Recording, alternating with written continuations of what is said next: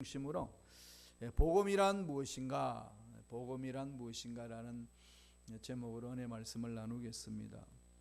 복음, 날마다 외치는 소리죠. 또 수많은 이야기를 들었지 않습니까? 그런데 복음이 뭔가요? 라고 묻는다면 여러분 어떻게 지금 마음속에서 생각이 정리가 되고 입 밖으로 나올 수가 있나요? 복음이 뭐냐는 거죠. 복음에 대해서 많은 이야기를 합니다만은 복음이 뭐냐고 물으면은 그게요 이러면서 이렇게 직접적으로 나오지 아니하고 이렇게 어물어물거리고 그러고 있습니다. 그렇다는 것은 뭘까요? 내가 그 복음에 대해서 정확하게 뭔지 모르고 있다는 거죠. 당신 어디 삽니까? 그러면 우리 집 주소 어떻더라? 이러면서 멈칫멈칫하는 분들이 간혹 있겠지만 없잖아요.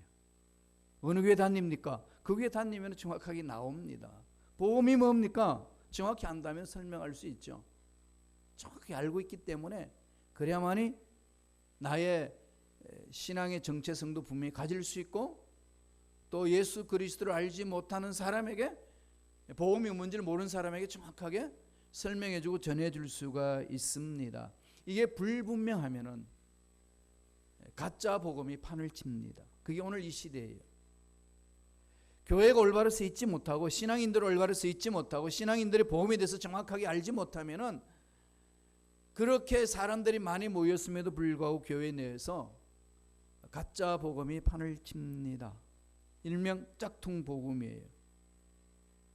다른 복음을 전하게 된다는 거죠. 오늘 이 시간에 한번 서로 질문 한번 던졌으면 좋겠습니다. 복음이란 무엇인가? 이게 분명해야 하셔야 돼요. 그렇지 않으면 사탄은요 그 거짓된 복음으로 덧붙입니다. 아니면 빼버리든지 아니면 다른 걸로 대체시켜 버립니다. 그런데 미혹되면은 나도 모르게 끌려갑니다. 그래서 지금 이단에 빠진 사람들을 바라보면은 아무리 설명해도 그게 이해를 못합니다.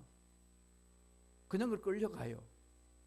그래서 가족들과의 분열도 생기고 여러 가지 어려운 일도 생기고 패가망신당하는 그런 일들이 비일비재하게 우리가 살고 있는 이 시대도 일어나고 있지 않습니까? 옛날부터 그런 것들이 많이 있었습니다. 복음, 이게 헬라어로는 유앙겔리온 그럽니다. 유앙겔리온, 두 단어예요. 유라는 것과 앙겔리온 단어 붙었습니다. 유라는 말은 좋은 뜻, 좋은 것, 좋은 것. 앙겔리온 소식 이 말이죠. 그러니까 그거를 다른 말로 말하면 뭐죠? 좋은 거 굿 뉴스, 굿 뉴스로 나오는 거죠.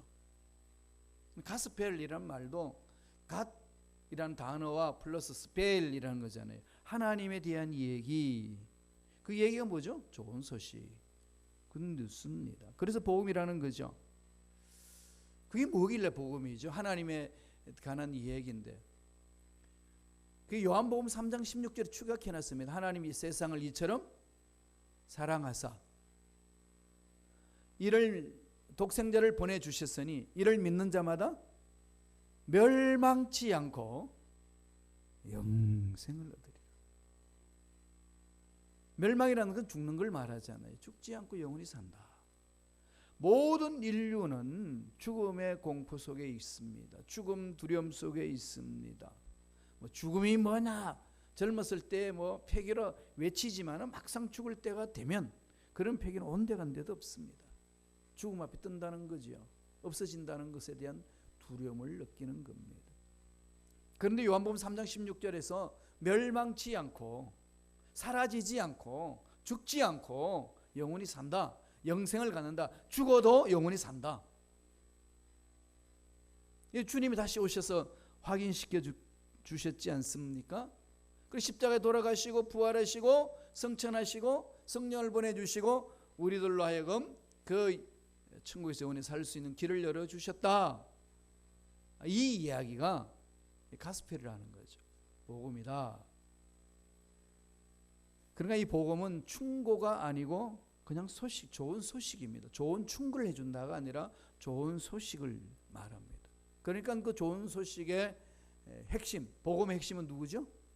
예수 그리스도이십니다. 예수님이에요. 예수님이 복음이에요.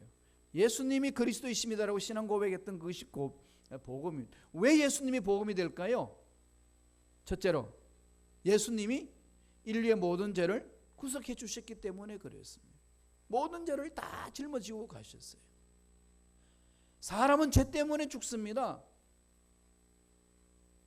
죄가 그 사람을 죽이고, 죄가 그 사람과 사람 관계 분리시키고, 죄 때문에 우리의 인간 삶이 어려워지고 힘들고 고통스러운 거죠. 하나님의 전능하심이 있는데 전능하심을 체험하지 못하는 이유는 죄 때문에 단절되어서 그렇지 않습니까? 그래서 갈등 느끼고 두려움 느끼고 불안하고 뭘 해도 안 되고 힘든 거거든요. 죄는 단절시킵니다. 능력을 단절시켜버리는 거죠. 그런데 이 모든 죄를 예수님이 담당하셨다. 예수님이 모든 인류의 죄를 구속하셨다. 딱 결론을 내려줍니다. 그게 복음이잖아요. 로마서 3장 24절이에요. 한번 읽어보실까요? 오늘 읽었던 본문의 말씀이 다 같이 읽습니다. 그리스도 예수 안에 있는 속량으로 말미암아 하나님의 은혜로 값없이 의롭다 하심을 얻은 자 되었느니라. 예수 안에 있는 속량으로, 그리스도 예수 안에 있는 속량으로, 그리스도 안에 있는 예수님의 구속의 은혜로, 예수 그리스도의 피로 인하여서 죄를 씻음으로 우리는 의로운 자가 되었다. 의롭다함을 얻었다. 하나님의 의가 들어온 거지요. 공의 하나님, 거룩한 하나님 앞에 가는 것은 하나님의 의가 없이는 도저히 하나님의 의 앞에 설 수가 없습니다.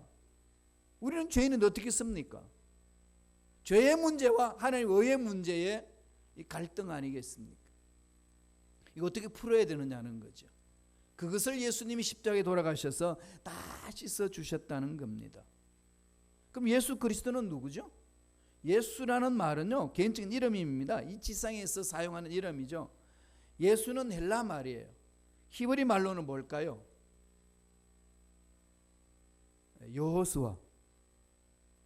신약의 헬라 말은 예수고 히브리 말로는 여호수아예요. 뜻은 뭐죠? 야훼께서 구원하신다라는 뜻을 가집니다.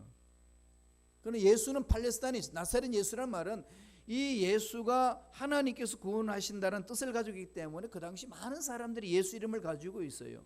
여호수아 1장도 여호수아가 되어 있지 않습니까? 그 민족을 살리신다, 구원하신다. 그건 히브리 말로 여호수아거든요. 그 신약 말로 예수입니다. 뜻이 좋으니까 많은 분들이 예수라는 이름을 가지고 있었어요. 그러니까 나사렛에서 살았던 예수, 갈릴리 나사렛에 살았던 예수, 그 그리스도이신 예수님, 우리의 메시아이신 예수님을 구체적으로 칭하기 위해서 나사렛 예수 이렇게 표현하지 않습니다. 나사렛에서 살았던 예수, 그가 구원자 되신다. 이 땅에 하나님이신데 인간으로 이 땅에 오셨다. 육신을 입고 오셨다. 이런 겁니다. 그 예수라는 거죠. 인간을 말합니다. 이 팔레스타인에 살았던 나사렛에서 살았던 예수. 그러면은 그리스도는 뭘까요? 초대교회 신앙 고백은 예수는 그리스도이십니다. 이 고백이거든요. 예수 그리스도라는 말은 예수는, 인간 예수는 그리스도입니다. 이 고백, 이 신앙 고백이에요. 팔레스타인에 나사렛에 살았던 예수, 인간 예수, 그는 그리스도입니다. 신앙 고백하는 거죠. 그럼 그리스도가 뭐죠? 헬라 말로는 그냥 기름 부음 받은 자를 그리스도 그럽니다. 히브리 말로는 뭐라고 그러죠? 메사야, 메시아 그런 거잖아요. 메시아, 그리스도. 헬라 말은 그리스도. 그게 이제 크라이스트. 영어로는 그렇게 하죠. Jesus Christ. Jesus is Christ. 예수는 그리스도이십니다. 그리스도 헬라 말이고 그걸 히브리 말로 하면은 메사야, 메시아라는 겁니다. 뜻은 기름 부음을 받은 자 이런 거죠. 누가 기름 부음을 그 당시 구약에는 받죠? 왕이나 제사장이나 예언자, 선지자로서 사역할 때에 성령의 기름을 부어 주십니다. 그래서 군인을 부여해 주는 거죠. 하늘 일할 수 있도록. 예수님이 그리스도라는 것은 기름을 부음 받았다. 그래서 요단강에서 침례를 받을 때에 하늘에서 성령이 임했지 않습니까? 기름 부음을 입으신 거죠. 그래서 하나님이 이를 감당했습니다. 예수는 그리스도이십니다라는 말은 저도 예수님 따라가겠습니다. 성령이여 나를 사로잡아 주옵소서. 기름 부으심 안에 들어가기를 원합니다. 이 고백이거든요. 그래서 우리들은 성령 기름 부으심 안에 들어가야 하나님이 기뻐하시는 일을 감당할 수가 있습니다. 신앙생활은 내 마음대로 하는 거 아니에요. 기도도 내 마음대로 하는 거 아닙니다. 너무나도 신앙교육이 잘못되어서 현대 그리스도인들이요, 교회가 이 양육이 안 되다 보니까 내 마음대로 기도하고 내 마음대로 신앙생활해요. 그래서 그냥 낭패를 당하고 하나님 뜻과 상관없이 신앙생활합니다. 그럼 교회 공동체가 막 허물어지고 교회도 모르고 신앙생활하는 게 뭔지 모르니까 뭘 되죠? 감정 폭발이 그냥 나오고 속된 말로 쌈박질하고 시끄러워지고 약해지고 사탄의 밥이 되는 거죠. 이유는 어디 있을까요? 복음이 뭔지 모르니까 그런 거 아니겠어요? 말은 많이 하는데 몰라요. 이거 여러분 우리 정확하게 돌아봐야 됩니다. 마가복음에서 마가는요, 예수님을 하나님의 아들이다라고 선언합니다. 당시에 하나님 아들이라는 표현은요, 세상의 구원자다, 신적인 권위를 가진 자다. 로마의 황제보다도 더 뛰어난 하나님 일을 하는 구세주다라는 그 고백입니다. 그분이 오셔서 뭐 하셨다고요? 우리 죄를 다 짊어지고 십자가에 못 박혀 돌아가시고 부활하신 거죠. 그래서 사도 바울이 고린도전서 15장에서 부활에 대해서 이야기를 합니다. 예수님이 부활하셨다. 죽었는데 부활하셨다. 저를 믿는 자마다 멸망치 않고 영생을 얻는다. 같은 맥락 속에서 풀어나갑니다. 예수 믿는 저와 여러분도 멸망받지 않고 영생을 소유하며 소망을 갖는다는 거지요. 이 부활의 신앙이 우리를 살려내지 않습니까? 어떤 환경이 와도 이겨내는 거죠. 그게 문제가 뭐라고요? 여러분, 세상에 아무리 잘 살아도 죽고요, 아무리 못 살아도 죽고, 아무리 높이 올라가도 죽고요, 아무리 밑바닥에서도 죽고요, 아무리 예뻐도 죽고, 아무리 못생겨도 다 죽습니다. 죽음 속에는 통일되는 거죠. 끝내는 죽음이라니까요. 그럼 죽음 이후에 뭐가 있을 건데? 그걸 아는 자와 모르는 자가 성공한 자나 성공하지 못한 자로 갈림이 되지 않습니까? 그럼 세상 그걸 속이는 거죠. 그게 아니라고. 세상에서 무엇을 했느냐, 세상에서 어떤 일을 이루었느냐, 여기에서만 다 집중을 합니다. 그리스도인들도 그게 가치관이 빠져버리면요, 내가 원하는 만큼 다른 사람과 비교해가지고 그 위치 이루지 못하면 나는 실패자라고 스스로 낙인 찍어버리잖아요. 하나님 생명이 있음에도 불구하고. 그래서 허우적거리고 답답하고 아픈 거예요. 힘든 겁니다. 차라리 죽는 게 낫다는 엉뚱한 생각을 하게 되는 거죠. 이게 다 마귀의 장난이라는 걸 아셔야 돼요. 영적 전쟁입니다. 우리는 정확하게 우리 삶의 존재를 알아야 돼요. 왜 예수님이 육신을 입고 이 땅에 오셨다고 말씀하셨죠? 우리 죄를 씻어주시려고. 죄를 씻은 바에 하나님의 의를 체험하게 되고, 하나님의 의를 체험해야 내가 누군지를 알고 하나님이 기뻐하시는 삶이 뭔지를 정확히 알기 때문에 그렇습니다. 베드로가 그것을 들어서 설명하잖아요. 베드로전서 2장 24절입니다. 한번 읽어보실래요? 다 같이 읽습니다. 친히 나무에 달려 그 몸으로 우리 죄를 담당하셨으니 이는 우리로 죄에 대하여 죽고 의에 대하여 살게 하려 하심이라. 예수님이 십자가에 못 박혀 돌아가신 것은 그를 믿는 자마다 어떻게 한다고요? 살게 하는. 죄는 사망입니다. 그 법이 있어요. 하나님 법에는요, 죄는 사망이에요. 멸망받습니다. 그러나 십자가의 법은 뭐죠? 부활의 법이에요. 살아납니다. 그럼 우리는 자꾸 세상 가치관의 미혹에 끌려가지고 그것 가지고 비교 검토하면서 허우적거리는 그런 삶이잖아요. 인간은요, 스스로 이 지상의 문제 해결하지 못합니다. 죄 문제 해결할 수 있나요? 미래 문제 해결할 수 있나요? 여러분 생명 문제 해결할 수 있나요? 아무리 의술이 발달해도 얼마나 고치고 있습니까? 의사가 할 수 있는 길이 얼마나 있습니까? 이거 의사 선생님 앉아 계시는데 얼마나 고칩니까? 인간 할 수 있는 게 얼마나 있습니까? 40%요? 통계 숫자는 그렇더만요. 어떤 병이 걸려가지고 아픈데도 병원에 가면은요, 다 진단했는데도 몰라요 무슨 병인지. 애는 아파 죽겠다는데. 이게 지금 우리가 살고 있는 세상 아니겠습니까? 물론 어떻게 그걸 다 아느냐고 그러지만요, 그게 인간이에요. 모른다는 거죠. 스스로 해결할 수 있는 문제들이 근본적으로 우리 삶을 괴롭히는 죄의 문제, 죽음의 문제 해결되지 않습니다. 그런데 예수님이 오셔서 어떻게 했죠? 십자가에서 다 청산하셨다. 이걸 선포하고 있잖아요. 세상이 할 수 없는 걸 예수님 하셨다. 이거보다 복된 소식 어디 있습니까? 여기 우린 집중하는 거 아니겠어요? 이 복음이 우리 모든 죄를 씻어주셨다는 이 복된 소식이 예수님 시대로 끝났나요? 아니에요. 영원하다고 강조합니다. 계시록 보세요. 계시록 14장 6절을 바라보면은 죄 씻음 받을 수 있는 능력이 있고 치료할 수 있는 능력이 있고 앞날을 이끌어 주신 능력이 있는데 예수님 때만 그친 게 아니라 영원하다고 이야기합니다. 다 같이 읽어볼까요? 요한계시록 14장 6절입니다. 또 보니 다른 천사가 공중에 날아가는데 땅에 거주하는 자들 곧 모든 민족과 종족과 방언과 백성에게 전할 영원한 복음을 가졌더라. 영원한 복음. 시간과 공간을 초월해서 우리를 감싸 주시는 영원한 하나님의 이야기, 복된 소식이 있습니다. 그 복된 소식의 핵심은 예수 그리스도 십자가입니다. 그래서 그것을 바라보면은 그 속에는 우리 죄가 씻음 받는 것이고, 우리 병이 치유받는 것이고, 우리 불안이 해결되는 것이고, 절망 같은 이 상황에서 하나님으로부터 희망을 얻고 기적을 체험한다는 겁니다. 근본적으로 인간의 문제인 죄를, 인류의 모든 죄를 속죄하셨다. 오늘 성경은 복음이 뭐냐라는 질문에 그렇게 답하고 있습니다. 죄 문제 해결해요. 두 번째, 복음이 뭐죠? 예수님이 화목제물이 되셨다는 거예요. 화목제물. 죄를 지었으면 하나님 앞에 제사를 드려야 되잖아요. 구약에는 제사를 드리면서 지은 죄를 씻음 받았습니다. 관계가 단절된 것을 관계를 회복하는 거죠. 화목하게 하는 것. 예수님이 십자가에 못 박혀 돌아가심으로써 하나님과 우리 사이 단절된 것이 화목됐습니다. 나와 너와의 관계 단절된 것이 화목됐습니다. 나와 나 자신의 잘못됐던 것, 본래의 나와 비본래의 나의 분리된 그것을 하나님이 회복시켜 주셨어요. 갈등이 왜 느끼죠? 두 마음이 있으니까. 그 갈등이 있으면 불안하고 두려움이 생깁니다. 그런데 그 관계가 회복됐어요. 부부간의 갈등이 뭐죠? 두 사람 마음이 나눠지니까.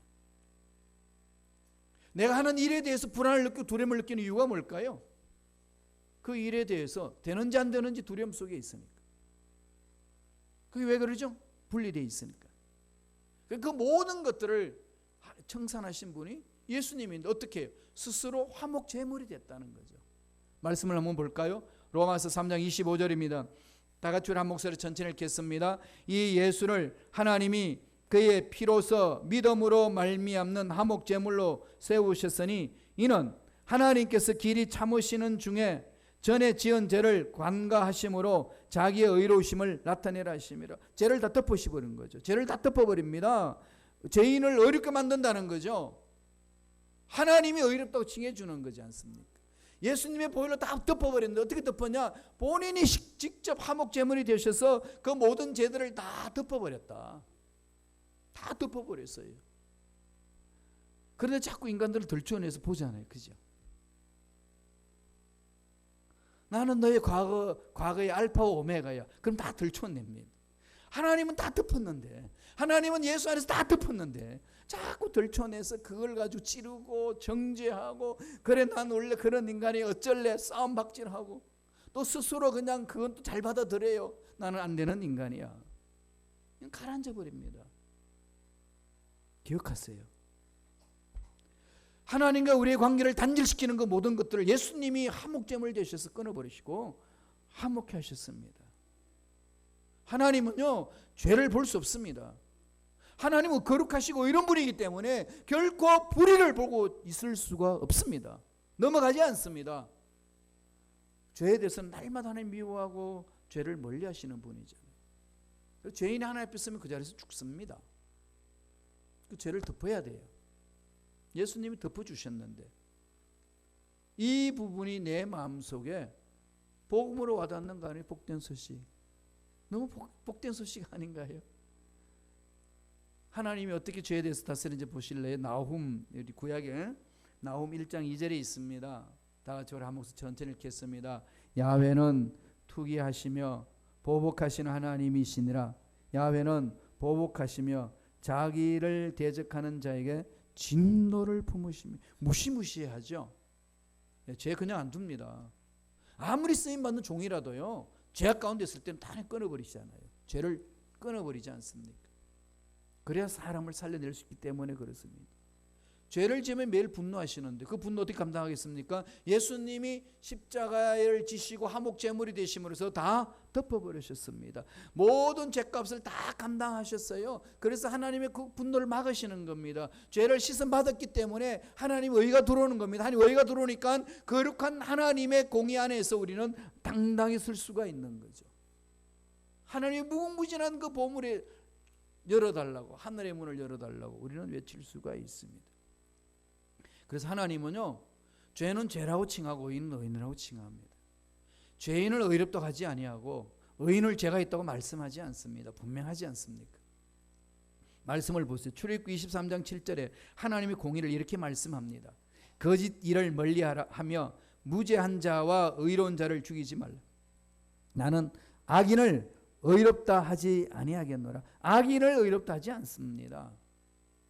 그런데 예수 믿는 우리들 어떻게 하시죠? 악인이라고 칭하지 않고 뭐로 칭하죠?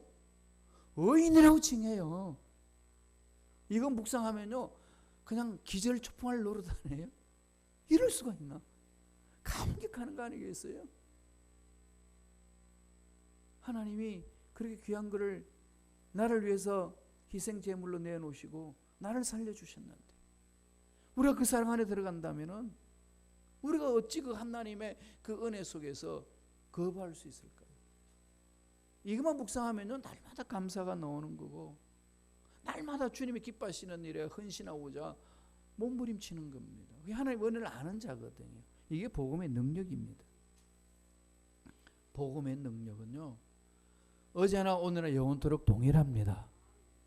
이 복음의 능력을 날마다 체험하시고 이 험악한 세상에서 힘있게 살아가는 저와 여러분 되시길 간절히 축원합니다. 마지막 세 번째로 우리는 믿음으로 의인이 되는 겁니다. 이거 분명하지 않으면요, 거짓된 복음에 끌려다닙니다. 행위 구원을 자꾸 강조하는 거죠. 지금 세상이 지금 그러고 있어요. 가톨릭이 그랬었고요. 또 지금 그 가톨릭에서 탈출해서 개신교 공동체를 이루어 놓는데 그 속에 신앙생활하면서 자꾸 행위 구원 쪽으로 나아갑니다. 믿음이 흐리멍텅하면요, 믿음으로 의인 되는다는 사실에 은혜가 없으면요, 자꾸 엉뚱한 거짓된 복음에 끌려갑니다. 다른 복음으로 끌려간다는 거죠. 바울은 뭐라고 그랬습니까? 다른 복음을 전하는 자는 저주를 받는다고 그랬습니다. 나는 그렇게 주장하지는 않지만 내 속에 그렇게 다른 복음을 가지고 신앙생활하는 것이 그냥 착각하며 살아갈 수 있어요. 우리가 예수 믿는다고 그러지만요, 예수님을 잘 몰라요. 잘 모르면 뭘 믿을까요? 예수님 아닌 존재를 믿어요. 이름은 예수인데 내용은 예수님이 아니에요. 이런 게 신앙생활 중에 얼마나 많이 있는지 아시나요? 전능하신 하나님, 야훼 하나님을 찾는데 야훼 하나님은, 이스라엘 야훼 하나님은 단어는 아는데 야훼 하나님의 성품 속에는 따라가지 않습니다. 왜 그럴까요? 하나님을 만나지 못했으니까.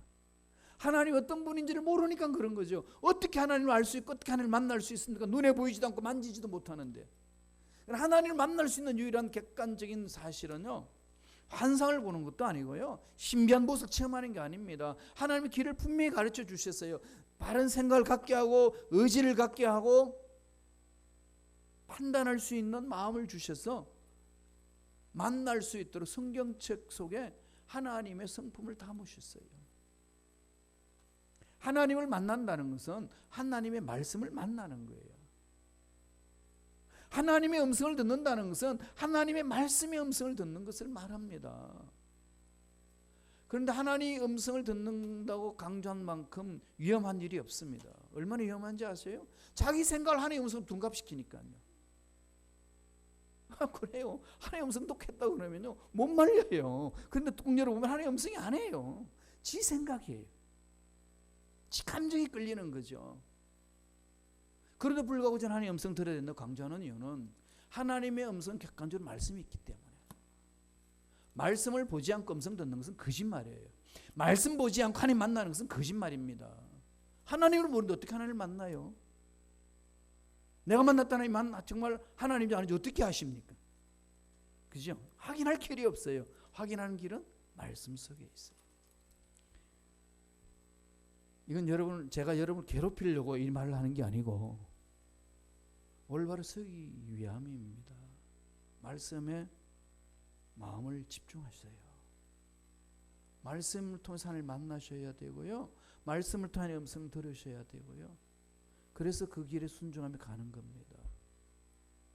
이런 교육이 안 되면요, 신비주의로 빠져요. 꿈 이야기하고요, 입신 이야기하고요, 환상 이야기하고요. 그게 다 틀렸다는 건 아니에요. 정말 하나님 그렇게도 역사하십니다. 그러나 그거는 특별한 경우에 그렇게 하시고요. 하나님 합리적인 분이시잖아요. 하나님 우주 만물을 그냥 얼렁뚱땅으로 만드셨어요. 철저한 계획 속에서 만들어 놓지 않습니까? 그걸 철저한 계획 속에서 그냥 하나님이 주신 이성으로 파고 들어가는 것이 과학자들이잖아요. 하나님의 진리를 규명해 나가는 겁니다. 하나님이 합리적인 분이에요. 우리가 세상 살면서 합리적으로 우리가 풀지 못할 때는 어떻게 하죠? 초월해 계신 하나님의 능력을 찾아가지 않습니까? 그래서 우리에게 생각을 주셨고 결단할 수 있는 의지를 주셨고 느낄 수 있는 감정을 주셨는데 그것을 성령의 인도함을 받고 말씀을 읽고 연구하는 겁니다. 그래서 성령에 사로잡히는 거죠.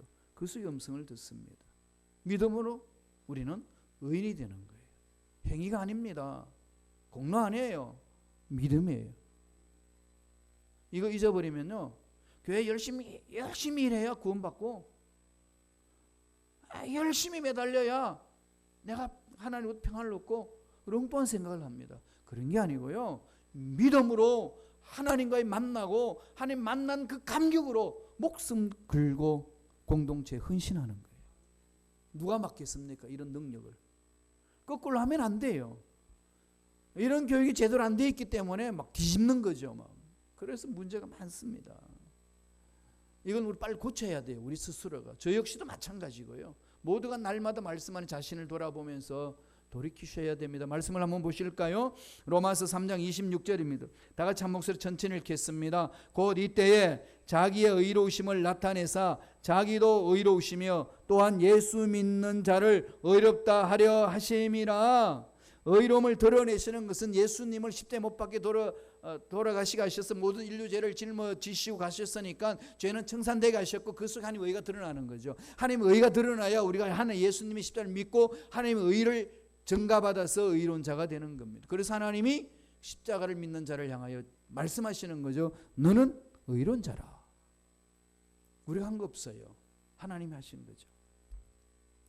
죄인을 의롭다고 여기시는 것은 십자가 사건을 통해서 하는 겁니다. 그런데 예수님 믿어야 되잖아요. 왜 예수님 못 믿을까요? 여러분 왜 예수님 못 믿는다고 생각하시나요? 가만히 자신 한번 돌아보세요. 왜 기도 안 하고, 왜 문제 끌려다니고, 전능하신 하나님 믿고 죽은 자도 살리시고 없는 것도 있게 하신 하나님 믿고 바랄 수 없는 중에 바라고 믿는 믿음의 역사가 있다고 성경 그렇게 강조하는데 왜 그렇게 매달리지 못할까요? 왜 세상 문제 앞에 뜰까요? 그리고 예수 안 믿는 사람들은 왜 안 믿을까요? 믿을 필요가 없다고 생각하니까. 왜 믿을 필요가 없다고 생각하실까요? 자기 삶에 예수님이 안 오셔도 되니까. 그 이유는 뭐겠습니까? 성경에서 말하는 걸 모르고 있어요. 로마서 3장 23절 보세요. 다 같이 읽어볼까요? 모든 사람이 죄를 범하였음에 하나님의 영광에 이르지 못하다. 자기가 죄인임을 모르면은요 예수 안 믿습니다. 자기가 이 일을 할 수 없다는 것을 정확하게 깨달으면요 안 믿을 수가 없어요. 여러분 자기 몸에 중병이 있다는 걸 알고 죽을 병에 걸렸다는 걸 알고 그럼 어디로 가죠? 아파 죽겠는데 아픈 몸으로 파티 있다고 파티 가는 사람이 있어요? 아무리 좋은 파티가 있어도 다 취소해버리고 어디로 가죠? 의사한테 가세요. 그죠? 병원에 가잖아요. 세상에 좋은 게 뭐가 필요하냐는 거죠. 아파 죽겠는데. 병이 있음을 알면 병원을 찾습니다. 의사를 찾지요. 마찬가지예요. 내가 죄인이라는 사실을 정확히 알면 예수님을 매달릴 수밖에 없어요. 예수님을 안 붙드는 이유는 내가 죄인이라는 사실 잘 몰라요. 무슨 죄가 지었냐는 거지. 경범죄 좀 지을 수 있지. 뭐 중죄는 아니고 뭐 거짓말한 죄 있고 생활하면서 죄는 지었어. 뭐 이런 엉뚱한 생각만 하는 겁니다. 근본적으로 죄로 인해서 하나님과 단절되어서 그 죄의 뿌리가 우리 인류를 괴롭히고 있고 내 삶을 예수를 믿었음에도 불구하고 넘어질 수 있는 죄의 연약성, 육체의 연약성, 죄성이 있다는 사실이 기쁘게 인식되지 않으면 기도하지도 않습니다. 매달리지 않아요. 그거 없어도 되는데 뭐 살아왔는데 왜 그러냐는 거지. 정말 여러분 잠잠히요 자신 돌아보세요. 모든 사람이 죄를 범하였으며 하나님의 영광이 이르지 못하다. 사도 바울은 로마 교인들의 편지를 쓰면서 로마서 7장 15절에서 25절 거기에 바라보면은 철저하게 자기가 구원받아 하나님의 일꾼이 되어 하나님 앞에 쓰임받는 능력의 종이라고 고백하면서도 내가 왜 이런지 모르겠다고 실존을 고백하잖아요. 원하는 건 내 마음에 있는데 하는 짓은 딴짓하고 있고 정말로 하나님 뜻대로 멋지게 살아보겠고 사랑하고 싶은데 막상 그 미워하는 인간 보면 사랑하기는 그냥 얼굴 돌리고 피하고 왜 이런지 모르겠다는 거죠. 그러면서 고백합니다. 내 속에 깊이 박혀있는 죄성 때문이라. 이게 나를 넘어지게 하는 거라. 얼마나 고통스러웠으면 오라 나는 공고한 자로다. 누가 이 죄악의 몸에서 나를 건져내라. 절망이라는 거죠. 이 절망을 처음 하면은요 어디로 갈까요? 예수님께 매달려요. 성령 충만하지 않으면 안 되는 거죠. 그런데 왜 성령 충만을 그냥 한 길로 더 흘러버릴까요? 왜 예수님 말씀에 써야 된다는 한 길로 더 흘러버릴까요? 바쁜 핑계로 이해할 수 없다는 걸로 문제 많은 문제 해결된다는 거 바쁘려 해야 되는 일이 많기 때문에 그 핑계 되잖아요. 그건 핑계거리예요. 그러나 근본적으로 뭐가 문제죠? 내가 정말 죄인이라는 사실에 인식이 깊이 되어 있지 않습니다. 내가 죄성이 많아서 도저히 나 스스로 이 일은 하나님이 기뻐하시는 일로 할 수 없다는 사실을 모르는 거죠. 모르니까 그냥 사는 겁니다. 그래서 막이 밥이 돼요. 그래서 연약하고 힘이 없고요. 뭘 해도 하나님 주시는 은혜 속에 들어가지를 못하는 겁니다. 모든 사람이 죄를 범했으며 그 죄를 깊이 깨달아야 용서를 구할 거 아니에요.